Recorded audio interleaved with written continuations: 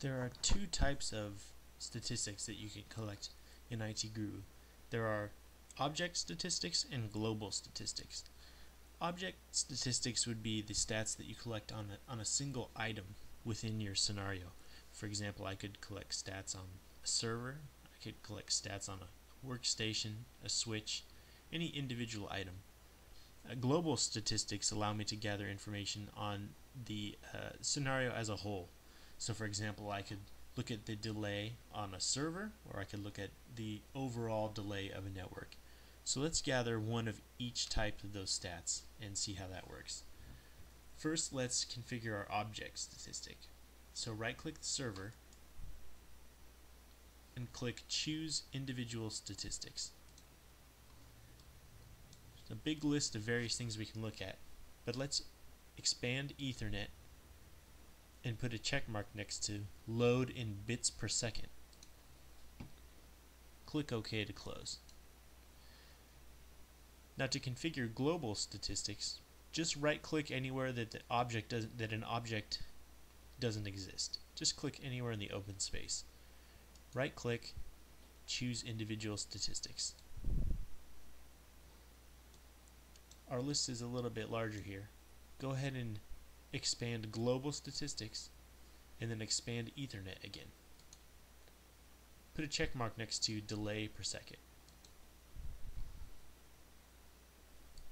Click OK to close. So now when we run our scenario, we're going to be gathering two stats.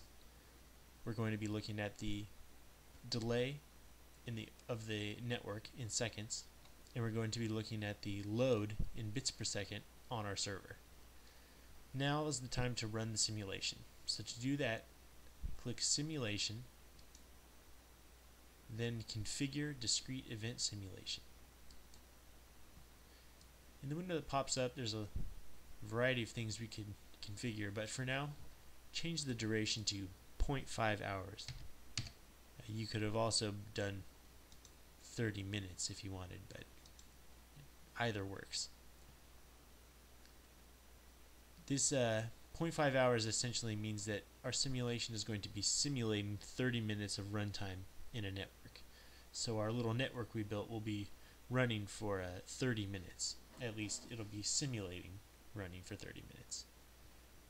Go ahead and click Run and watch it go. It seems pretty fast, and it is. IT Guru can run on really slow computers, and so for a simple scenario like this that's only simulating 30 minutes of runtime on a modern computer, it's going to go by pretty fast. If it was a more complicated scenario on a slower computer, it might have ran a little bit slower. But now that the scenario has run, go ahead and click Close to close that window. Now we need to look at our stats. So let's right-click the server again and click View Results. Go ahead and expand the little list here and put a check mark next to Load so we can see the load. Here's a preview of our little graph. Go ahead and click Show. Here's the results of the load test on our server. You'll see that at the beginning the load spikes to about 5,500 bits per second, but it balances out at about an average of 2,500 bits per second or so, and remains somewhat stable through the end of the simulation. So it's safe to say that our server is not overloaded. Go ahead and close that window, and if it prompts you to hide or delete, just click Delete. Go ahead and close that window. Now let's look at our global statistic. We wanted to take a look. Remember, we configured it to look at delay. So right-click anywhere in the open space and click View Results.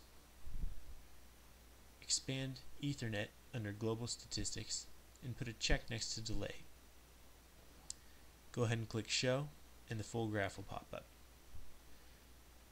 Now you'll see here that our delay is in seconds, and it's listed as 0.0004 seconds, which off the top of my head I believe is probably 4 milliseconds or so.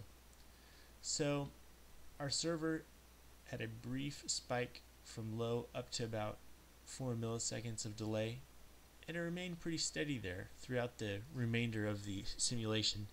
So it's also safe to say that there's not any kind of delay problem in our network.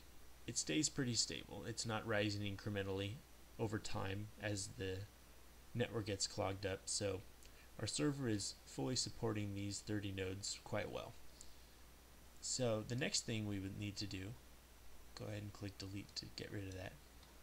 The next thing that we want to do is let's expand the amount of workstations that we have here and run the same simulation again, and we'll compare our results. If we load up the server with more workstations, is it going to be overloaded? Is it going to be an inordinate amount of delay in our network? Well, we'll find out when we expand our scenario.